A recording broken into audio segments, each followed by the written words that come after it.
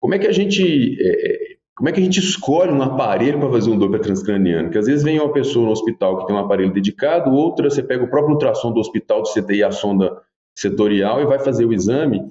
Quer dizer, quais que são os riscos e as vantagens de cada aparelho? Como é que a gente seleciona um aparelho, né? Queria ver a sua opinião, que tem experiência grande com isso aí. Isso aí, Druz, isso daí é uma coisa que geralmente a gente não tem muito como escolher, né? Geralmente a gente vai para aquilo que o hospital disponibiliza para a gente, né? Muita gente hoje em dia já aprende o Doppler transcraniano dedicado juntamente com o modo duplex, né? Eu vou especificar aqui a diferença de um e outro para a gente ter esse entendimento. O Doppler transcraniano ele pode ser realizado pelo aparelho dedicado ao Doppler transcraniano, muitas vezes chamado de Doppler cego. É uma modalidade de ultrassom em que a gente tem um fluxograma, né, em que a gente vê a velocidade de fluxo sanguíneo cerebral. Essa é a matéria-prima do aparelho Doppler transcraniano. Esse exame é chamado cego porque ele não vê a imagem, ele não mostra para a gente nenhuma representação de imagem.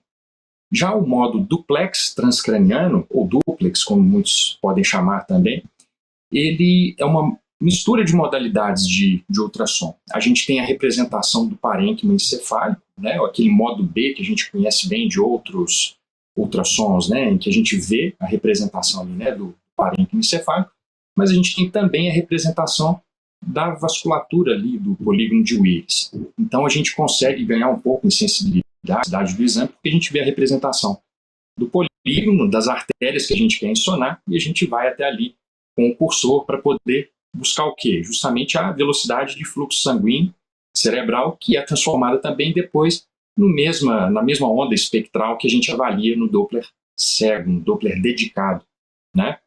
Então, o que acontece é que ou o neurosonologista tem o seu aparelho, e aí o de preferência, e leva até o hospital, ou usa aquele que o hospital disponibiliza. Geralmente, né, eles acabam utilizando o modo duplex, né? Justamente porque é um aparelho que atende a outras modalidades de ultrassom também.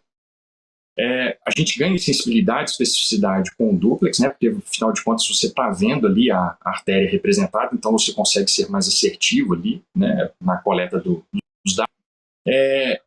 E ele tem essa vantagem de ser mais disponível, né, disponibilizado pelos hospitais, e você ter essa melhor sensibilidade e especificidade. Porém, com o Doppler transcraniano dedicado, a gente tem um uso um pouco mais amplo. A gente pode levar esse aparelho para o campo operatório, né, para as monitorizações intracranianas em cirurgias cardíacas, em endarterectomias. A gente tem a possibilidade de fixar o probe, que é aquela partezinha que emite o ultrassom, né, e ele fica bem fixo, então, dentro do pacete, a gente consegue fazer uma avaliação de shunt direito e esquerdo com mais segurança, não ficando ali dependente, né, só de a gente mesmo posicionar e às vezes até movimentar o probe, né, do aparelho. Então, eles na verdade se complementam, né? Eu não consigo dizer qual que é melhor do que o outro, isso tem muito um viés pessoal também de experiência, de aprendizado.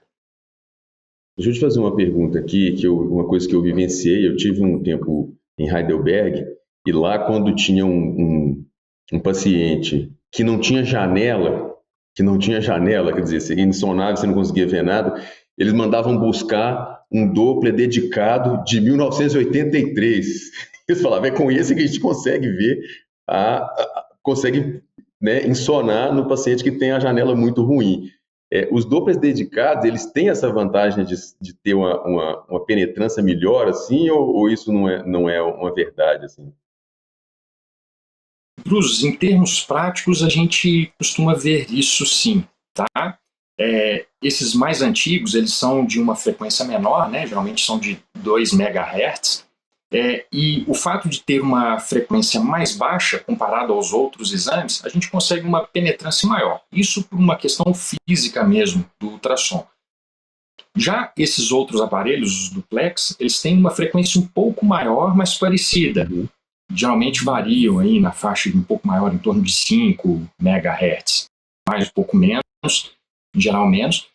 Mas por esse motivo, pode dar essa diferença, né, de acessibilidade intracraniana, né? Ou menor frequência penetra mais, por questões físicas mesmo, né, de comprimento de onda. Mas, no geral, não era para acontecer isso não, sabe? Mas em termos práticos a gente acaba vendo isso daí sim.